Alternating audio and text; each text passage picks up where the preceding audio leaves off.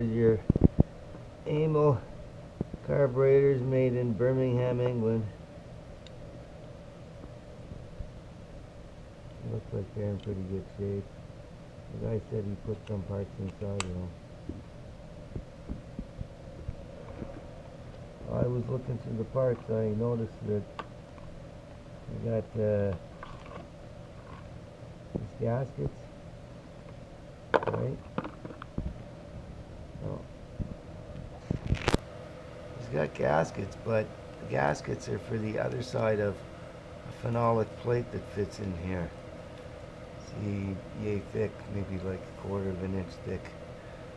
Phenolic, it's like a man-made wood sort of polyester-based material, made with like layers of fabric, brown.